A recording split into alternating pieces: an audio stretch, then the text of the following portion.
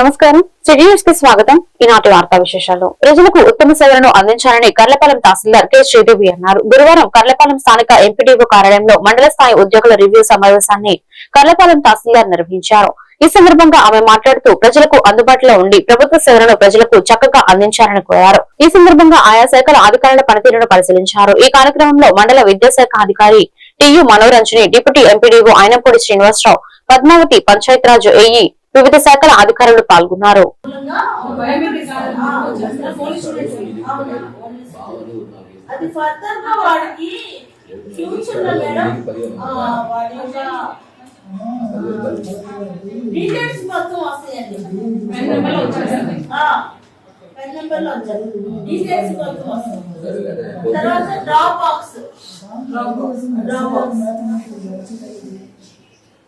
ఇందులో ఎవరైతే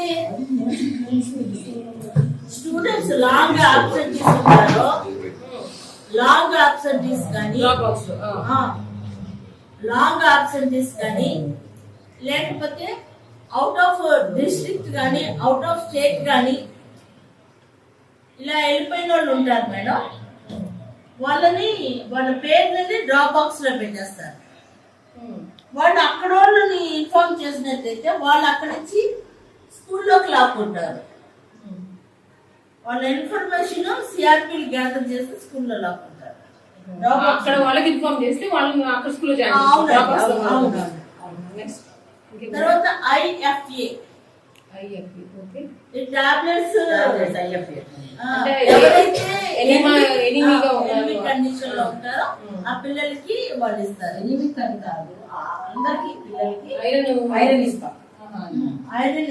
కాకపోతే అందులో సివియర్ మైల్డ్ మోడరేట్ సివియర్ వీళ్ళని చూసి గుర్తించి వాళ్ళని స్పెషల్ కేర్ తీసుకుంటారు. తర్వాత ఆల్బెండజోల్ కూడా సప్లిమెంట్స్ ఉంటుంది. ఆల్బెండజోల్ నులి పురుగులకి మందు 6 నెలలకు ఒకసారి ఇస్తారు. తర్వాత అడల్ట్ ఎడ్యుకేషన్ అక్షరాంధ్ర అని చెప్పేసి ఈ మధ్య కొత్తగా పెట్టారు మేడం. పెద్దవాళ్ళు అది వెలుగు వారు చెప్తారు. అడల్ట్ ఎడ్యుకేషన్ ప్లస్ అక్షరాంధ్ర వీళ్ళకేనండి వెలుగు వాళ్ళు. ఈ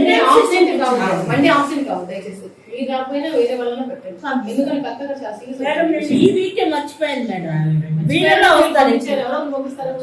చీరలలో శక్తి టీం ఆధ్వర్యంలో ప్రజల్లో సామాజిక అంశాల పట్ల అవగాహన కల్పించి నేరరహిత సమాజాన్ని నిర్మించడమే లక్ష్యంగా బాపట్ల జిల్లా పోలీసు యంత్రాంగం ముందడుగు వేస్తోంది. జిల్లా ఎస్పీ వి ఉమామహేశ్వర్ ఆదేశానుసారం చీరండ డీఎస్పీ మోయిన్ పర్యవేక్షణలో స్థానిక రవి షాపింగ్ మాల్ వేదికగా శక్తి టీం ఆధ్వర్యంలో గురువారం భారీ అవగాహన కార్యక్రమం నిర్వహించారు. ఈ కార్యక్రమంలో సబ్ డివిజన్ శక్తి టీం సభ్యులు మరియు కానిస్టేబుల్ సుబ్బారావు పాల్గొని వినియోగదారులకు, స్థానిక ప్రజలకు పలు కీలక అంశాలపై దిశానిర్దేశం చేశారు. నమస్కారం, నేను శక్తి టీం నుంచి వచ్చాను, చీరాల సబ్ డివిజన్ నుంచి. మీకు ఇప్పుడు జరుగుతున్న ఎవరన్నా మీ సెల్ ఫోన్లోకి ఓటీపీలు పంపించి ఓటీపీ చెప్పండి అంటే చెప్పవారు. అది ఏ పర్పస్ అయినా మీ ఓటీపీ చెప్పగాకండి, మీరు వేరే వాళ్ళకు కూడా మీ సెల్ నెంబర్ ఎవరికి ఇవ్వగాకండి. హ్యాక్ చేస్తున్నారు. అలా మనకు సైబర్ నేరాలు జరుగుతుంది ఒకటి. రెండవది, పిల్లలు పసిపిల్లకాయల మీద అగాత్యాలు చేస్తున్నారు. తాగి గంజాయి తాగి ఆ చిన్న చిన్న పిల్లకాయలు స్కూల్కి వెళ్ళకుండా ఇంటికాడ తిరిగే పిల్లకాయలు వాళ్ళ ఇంటికాడ తాగి మరి వాళ్ళ మీద అగాత్యాలు జరుగుతుంది. మూడోది ఏంటంటే, మీరు స్కూల్కి పిల్లకాయలు పంపించేటప్పుడు వాళ్ళు ఏం చేస్తున్నారు అనేది కొంచెం అబ్జర్వ్ చేయండి. ఫస్ట్ ఆఫ్ ఆల్ ఆ పిల్లలు ఏం చేస్తున్నారు, వాళ్ళు ఏంటి, నడవడేంటి, మన పిల్లకాయలు కరెక్ట్గా స్కూల్కి వెళ్తున్నారా లేదా అని అబ్జర్వ్ చేయండి. నాలుగోది ఏంటంటే, మీరు వచ్చిపోయేటప్పుడు దారులను ట్రావెలింగ్ చేస్తూ ఉంటారు. ఒకటి, రోడ్డుకి మార్జిన్లో నడవండి. రోడ్డు క్రాస్ చేసేటప్పుడు స్పీడ్గా వస్తూ ఉంటాయి వెహికల్స్. ప్లస్ వెహికల్ నడిపేటప్పుడు హెల్మెట్స్ వాడండి. అది పెట్టుకుంటే మీ ప్రాణానికి రక్షణ. మనం ఒకవేళ బయట ఏదో ఒక వెహికల్ మనం కరెక్ట్గానే వెళ్తాం, ఎదుటివాడు తాగు లేకపోతే ఓవర్ స్పీడ్ మీద వచ్చో మనం గుద్దుతాడు, అప్పుడు మనకి ప్రాబ్లం అవుతుంది. అప్పుడు మనకి కింద పడగల హెడ్ ఇంజూరీ అయితే మన ప్రాణాలే పోవచ్చు. అదొకటి మీ పిల్లకాయలకైనా సరే హెల్మెట్స్ కొని పెట్టించుకోండి. బయటపోయి ఐదోది ఏంటంటే మీ పిల్లకాయలకి ఎంజాయ్లకి అలవాటు పడుతున్నారా, ఏమన్నా సిగరెట్లు తాగుతున్నారా, ఏమన్నా మద్యానికి అలవాటు పడుతున్నారా అనేది అబ్జర్వ్ చేయండి. ఆరోది ఏంటంటే ఇలా వ్యాపారం చేసుకోవడానికి వచ్చినప్పుడు మిమ్మల్ని చీట్ చేయడానికి దొంగలు వస్తూ ఉంటారు, వాళ్ళని కూడా మీరు అబ్జర్వ్ చేయండి. ఎందుకంటే మీరు ఈ బిజినెస్ ఆ శారీ ఇదండి అన్నప్పుడు ఇట్లా తిరుగుతారు, ఇట్లా తిరిగి ఈ శారీ పట్టుకునే లోపే వీడియో ఒక శారీ తీసేసి లోన్ పెట్టేసుకుంటారు. అలా ఒకళ్ళు అబ్జర్వ్ చేసుకోండి. సీసీ క్యామ్స్ ఉంది, తీసుకొని వెళ్ళిపోయిన తర్వాత నష్టం జరిగిపోయిన తర్వాత కన్నా నష్టం జరగకుండా మనం దాన్ని కాపాడుకుంటే ఓనరు సేఫ్, మనం చేసే ఉద్యోగానికి మనకి ఇచ్చే జీతానికి మనం ఒక ఉద్యోగం ఒక మంచి పని చేసినట్టు ఉంటుంది. అర్థమైందా? ఇప్పుడు ఇది మీకు కష్టపడి ఆయన మిమ్మల్ని పెట్టుకున్నందుకు మీరు కష్టపడి పని చేస్తున్నారు కాబట్టి మనం ఆయన బాగుండాలనే కోరుకుంటాం. ఆ ఏడేంటంటే మీరు ఆడపిల్లకాయలు, మిమ్మల్ని ఎవరైనా సరే దారిని వెళ్తుంటే మీరు బాగున్నారు, అది బాగున్నారు, ఇది బాగున్నారు అని చెప్పి వాళ్ళు మీకు అబద్ధాలు చెప్తూ ఉంటారు. అవన్నీ ఏవి నమ్మగాకండి, ఎవరి మాట వినగాకండి. తల్లిదండ్రులు మీకోసం చాలా కష్టపడి మిమ్మల్ని ఇంతటోళం చేశారు, వాళ్ళ రుణం మనం తీర్చుకోలేము. వాళ్ళ రుణం తీర్చుకోవటమే కాదు, మన ఈ జన్మలో వాళ్ళకి రుణం తీర్చలేము ఎప్పటికీ. కానీ ఇంటికాడ తల్లిదండ్రుల్ని జాగ్రత్తగా చూసుకో. ఒంగోలు పట్టణ పేదరిక నిర్మూలన సంస్థ కార్యాలయంలో దివ్యాంగుల స్వయం సహాయక సంఘాల వివరాలపై గందరగోళం నెలకొంది. ఈ నేపథ్యంలో నవ్యాంధ్ర వికలాంగుల హక్కుల సేవా సమితి జిల్లా అధ్యక్షుడు ముల్లా మదర్వలి ఇతర సభ్యులు బుధవారం మెప్మా ఇన్ఛార్జ్ ఏవో కాటమాల రాణేని కలిసి వినతి పత్రం సమర్పించారు. ఆన్లైన్ లో చూపిస్తున్న దివ్యాంగుల సంఘాల వివరాల్లో భారీగా తేడాలు ఉన్నాయని, ఇవన్నీ నకిలీ గ్రూపులని మదర్వలి ఆరోపించారు. గతంలో 100గా ఉన్న గ్రూపుల సంఖ్య క్రమంగా 52, 50, 30కు తగ్గి ప్రస్తుతం 33 మాత్రమే ఉన్నాయని అధికారులు చెబుతుండటంపై దివ్యాంగులు ఆగ్రహం వ్యక్తం చేస్తున్నారు. గతంలో పనిచేసిన సిటీ మిషన్ మేనేజర్ ఫణికుమారి హయాంలో భారీ అవకతవకలు జరిగాయని, అర్హులైన దివ్యాంగులకు బ్యాంకు రుణాలు, ప్రభుత్వ పథకాలు అందకుండా చేశారని ఫిర్యాదు చేశారు. ఈరోజు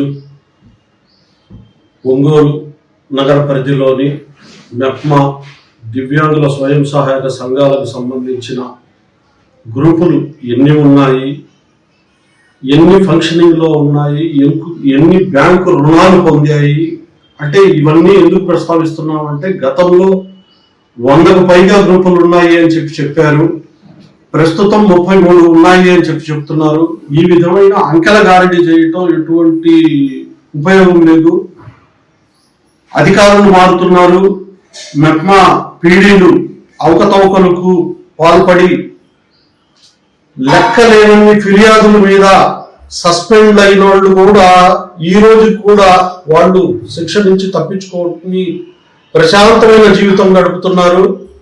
ఇప్పుడు కొత్తగా వచ్చిన జనవరి నెలలో ఛార్జ్ తీసుకున్న కొత్త పీడీ గారికి కూడా కలిసి దివ్యాంగుల స్వయం సహాయక సంఘాల గ్రూపులకు సంబంధించి ఒక అధికారిని చేసిన కొన్ని అవకతవకల మీద చర్యలు తీసుకోమని చెప్పి కోరటం జరిగింది.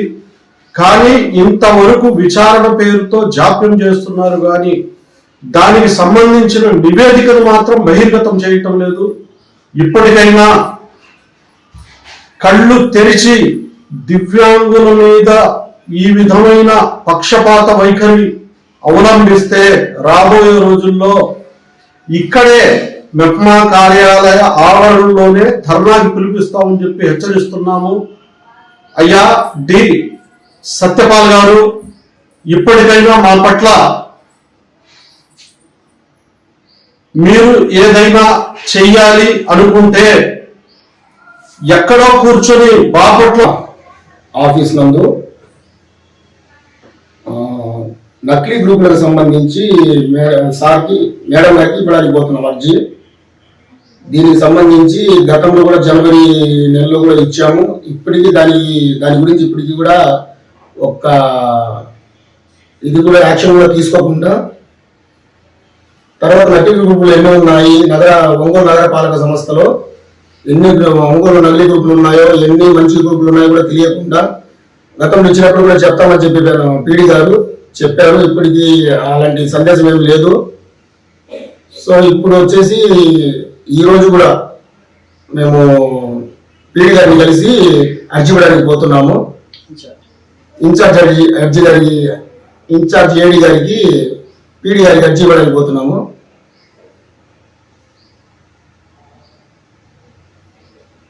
దానికి సంబంధించి మాట్లాడడానికి మీ ముందుకు వచ్చాను. దీంట్లో అసలు ఎన్ని అవతారాలు. ఛత్రపతి శివాజీ మహారాజు జయంతిని పురస్కరించుకుని కర్లపాలెం మండలం చింతాయపాలెం గ్రామ పరిధిలో వేడుకలను అత్యంత వైభవంగా జరిగాయి.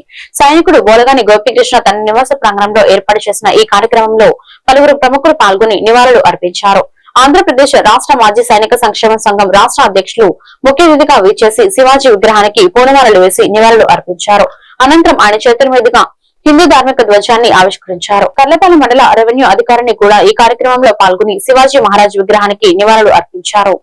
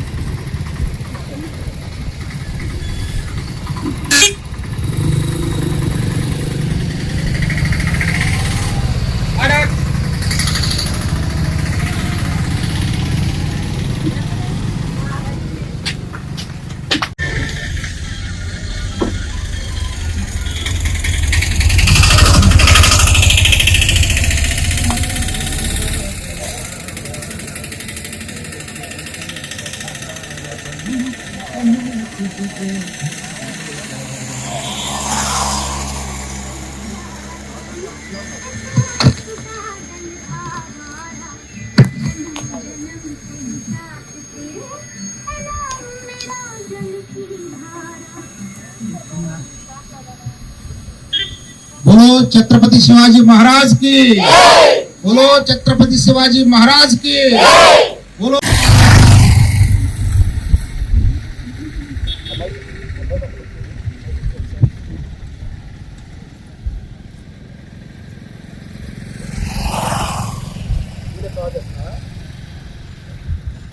बोलो छत्रपति शिवाजी महाराज गारी की, बोलो छत्रपति शिवाजी महाराज गारी की, छत्रपति शिवाजी महाराज गारी की, भारत माता की, भारत माता की, भारत माता की। Thank you very much. చాలా ప్రాముఖ్యమైనటువంటి రోజు, భారతీయులందరికీ కూడా గర్వించదగినటువంటి రోజు. మరి భరత జాతి ముద్దుబిడ్డైనటువంటి ఛత్రపతి శివాజీ మహారాజ్ గారు ఎవరైతే భారత దేశం కోసం, భారతీయులు రక్షించుకోవటం కోసం మరి ఎనలేని కృషి చేశారు. రాజు, దేశాన్ని పరిపాలించేటటువంటి రాజు ఏ విధంగా ఉండాలో మరి దేశం యావత్ ప్రపంచానికి మరి చూపించినటువంటి మహారాజు. అలాంటి ఒక మహనీయుడు, మహోన్నతమైనటువంటి వ్యక్తి, కింగ్ ఆఫ్ ఇండియా, మరాఠా మరి జాతికి చెందినటువంటి మన భారతదేశంలో ఏకమై వారిని స్మరించుకోవటం కోసం, వారి యొక్క త్యాగాలని గుర్తు చేసుకోవటం కోసం ఇక్కడ మరి సమావేశమయ్యాం. మరి మన ప్రాంతంలో కూడా యావత్ భారతదేశంలో ముఖ్యంగా మరి నార్త్ సైడ్ లో శివాజీ మహారాజ్ గారి గురించి ఎక్కువగా కథలుగా చెప్పుకున్నటువంటి సందర్భాలు ఎన్నో ఉన్నాయి. మరి అలాంటి స్థాయి నుంచి సౌత్ సైడ్ కూడా భారతదేశం గర్వించదగినటువంటి మహారాజు ఛత్రపతి శివాజీ మహారాజ్ గారు. అలాంటి మహారాజు భరత జాతి ముద్దుబిడ్డ యొక్క విగ్రహాన్ని మన కర్లపాలెంలో కూడా మరి ఆవిష్కరించుకున్నాం. గత సంవత్సరం గౌరవ ఎమ్మెల్యే శ్రీ వేగేశ్వర నరేంద్రబాబు గారి చేతుల మీదుగా ఇక్కడ ఆవిష్కరించుకున్న సంగతి అందరికీ తెలిసిన విషయమే. మరి ఈ రోజు మరలా తిరిగి ఒక సంవత్సరం విగ్రహాన్ని ఆవిష్కరించుకుని ఒక సంవత్సరం కాలం పూర్తయింది. అదేవిధంగా ఛత్రపతి శివాజీ మహారాజ్ గారి జన్మదినం సందర్భంగా మనందరూ ఇక్కడికి మరి సమావేశం అవటం, వారికి ఘనమైన నివాళులు అర్పించుకోవటం, ఆ సందర్భంగా మన జెండాని కూడా గుర్తుగా మనం ఆవిష్కరించుకోవటం మనందరం గమనించాం. మరి ఛత్రపతి శివాజీ మహారాజ్ గారు ఏ ఒక్క వర్గానికో రాజు కాదండి. వారు అందించినటువంటి సుపరిపాలన యావత్ భారతదేశం కూడా గుర్తుంచుకుంటుంది. మరి భారతదేశంలో ఆ రోజున ఉన్నటువంటి అన్ని వర్గాలని కలుపుకొని, చాలా మంది చెప్తా ఉంటారు ఛత్రపతి శివాజీ మహారాజ్ గారు హిందూ ప్రేమి అని చెప్పి. ఎస్, హిందూ ప్రేమి, కానీ ఏ కులాన్నో, ఏ మతాన్నో, ఏ వర్గాన్నో కూడా మరి ప్రతి ఒక్కరూ నిస్వార్థ సేవ చేసి భగవంతుని కృప పొందడమే లక్ష్యమన్న రామకృష్ణ పరమహంస బోధన ఆచరణీయమని పూజ్య స్వామి పూర్ణానంద మహారాజ్ అన్నారు. కర్లపాలెం రామకృష్ణ సేవా సమితిలో భగవాన్ శ్రీ రామకృష్ణ పరమహంస 191వ జన్మదిన వేడుకలు ఘనంగా నిర్వహించారు. హారతి, ధ్యానం, ప్రత్యేక పూజ, అష్టాదశ శతనామావళి, పుష్పాంజలి, కూచిపూడి నృత్యం అనంతరం భక్తులకు భోజన ప్రసాదం అందించారు. ఈ సందర్భంగా స్వామి పూర్ణానంద మహారాజ్ మాట్లాడారు. ఈ కార్యక్రమంలో అధ్యక్షులు తిమ్మరాజు వెంకట సుబ్బారావు, వ్యవస్థాపకులు కాటూరి వెంకటేశ్వరరావు, కాటూరి మాజీబాబు, వెంకటేశ్వర్లు, తవ్వ స్వామి, బూర్ల పుల్లయ్య, సనకా శ్రీనివాసరావు, వెంకటేశ్వర రెడ్డి, పూర్ణమ్మ, సత్యవతి, మణి, ప్రసన్న, లలితమ్మ తదితరులు పాల్గొన్నారు.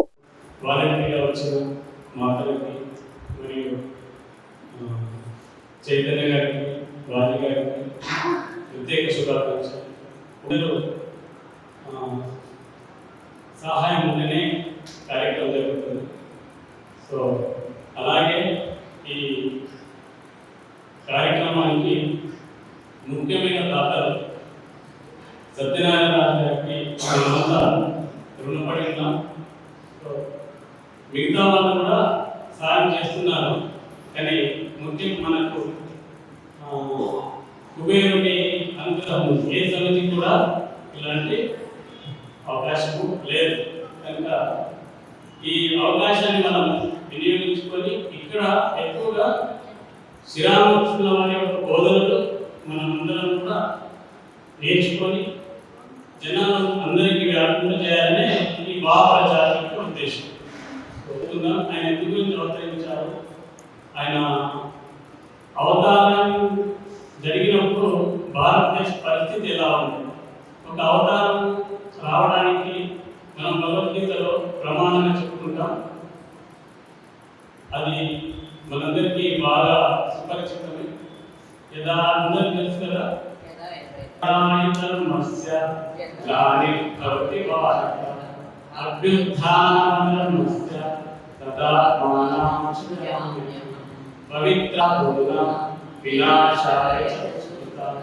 ధర్మ సంస్థాపనాయ సంభవామి యుగే యుగే. పరమాత్మ మనకి శ్రీరామకృష్ణ పరమహంస రూపంలో ఈ యుగంలో అవతరించారు. అవతరించినప్పుడు మనకి కులమతాలతో రసమయ యొక్క దృష్టిని పూర్తి స్థాయిలో దానికి సంబంధించిన యోగాభ్యాసాలు అన్ని రకాల శాస్త్రాలు తీసుకుంటారు. మనం చెప్తాం ఆయనకి తెలియనందుకు ఏం లేదు, చూస్తానికి చాలా చక్కటి వదనంతో ఉంటాడు ఆయన. అదే వివేకానంద అంటాడు, ప్రపంచంలో అద్భుతమైన శక్తి అనేది ఆయన ఉంటాడు. అటువంటి శక్తి గల మహానుభావుడు ఆయన. అదేవిధంగా దానికి కావలసిన కార్యక్రమాలు ఎంతో మందికి నేర్చుకున్నారు. చాలా మంది గొప్ప గొప్ప మహనీయుల దగ్గర తాత్విక శక్తులు, తత్వశక్తులు, రసశక్తులు, అన్ని రకాల శక్తులు తీసుకుంటారు. అన్ని రకాల శక్తులు ఉపాసన కూడా చేస్తారు. ఆయన చేసి కార్యాన్ని పూర్తి స్థాయిలో తీసుకొస్తారు. ఆయన పిలిస్తే పలుకుతున్నారు. ఆయన అడిగారు వివేకానంద, కాళికాదేవి చూసారా అంటారు. 81లో తెలుసారు. అప్పుడు ఆయన నవ్వుతాడు, కాళికాదేవి చూసి చూపిస్తారా? అప్పుడు ఆయన చూపిస్తాం జరుగుతుంది. ఆయన స్పరిస్తూనే ఆయన పొందించిపోతాడు. వివేకానంద పొందించిపోయి కాళికాదేవి సాక్షాత్కరిస్తారు వివేకానంద. అది అద్భుతమైన విషయం. అలా వాళ్ళ యొక్క అభినందన, వాళ్ళ యొక్క పల్నాడు జిల్లా నర్సరావుపేటలో మెప్మా శాఖలో భారీ అవకతవకలు వెలుగు చూశాయి. నకిలీ గ్రూపులకు సృష్టించి సుమారు 9 కోట్ల నిధులను గోల్మాల్ చేసినట్లు ఆరోపణలు రావడంతో పోలీసులు కేసు నమోదు చేశారు. ఈ వ్యవహారంపై జిల్లా అర్బన్ సమైక్య అధ్యక్షురాలు అఖిల ఫిర్యాదు చేయగా నర్సరావుపేట 1 టౌన్ పోలీస్ స్టేషన్ లో కేసు నమోదైంది. ప్రాథమిక దర్యాప్తులో శాఖలోని 8 మంది అధికారులు నిధులను పక్కదారి పట్టించడంలో సహకరించినట్లు గుర్తించినట్లు పోలీసులు తెలిపారు. ప్రణతి, దీప, భూదేవి, మల్లికార్జునతో పాటు మరికొందరిపై కేసులు నమోదు చేసినట్టు వెల్లడించారు. ఘటనపై పూర్తి స్థాయి దర్యాప్తు కొనసాగుతుందని 1 టౌన్ సీఐ ఫిరోజ్ వివరించారు. అవకతవకలకు పాల్పడిన అధికారులపై కఠిన చర్యలు తీసుకోవాలని ఫిర్యాదుదారులు కోరారు. అందరికీ నమస్కారం. నిన్న షేక్ అఖిల, ప్రెసిడెంట్ జిల్లా అర్బన్ సమాఖ్య నర్సరావుపేట పల్నాడు డిస్ట్రిక్ట్ ఆమె ఇచ్చిన రిపోర్టు మేరకు పల్నాడు జిల్లాలో మెప్మాలో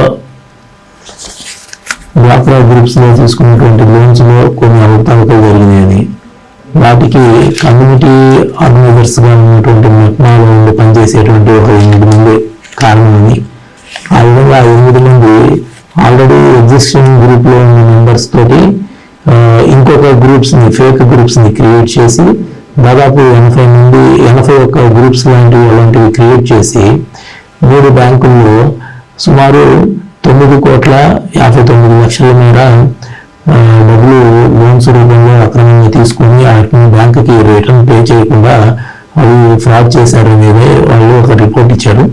ఆ రిపోర్ట్ మేరకు కేసు రిజిస్టర్ చేయడం జరిగింది. అది దర్యాప్తు జరుగుతోంది. దర్యాప్తుని సాగిన తర్వాత ఇన్వెస్టిగేషన్ కంప్లీట్ చేసి వాళ్ళు ఎవరైతే నేరస్తులు ఉంటారో వాళ్ళ మీద తమ చర్యలు చట్ట ప్రకారం తీసుకోవడం జరుగుతుంది. ఈ వార్తలు ఇంతట్లో సమాప్తం. మరొక బులెటిన్లో మళ్ళీ కలుద్దాం. నమస్కారం.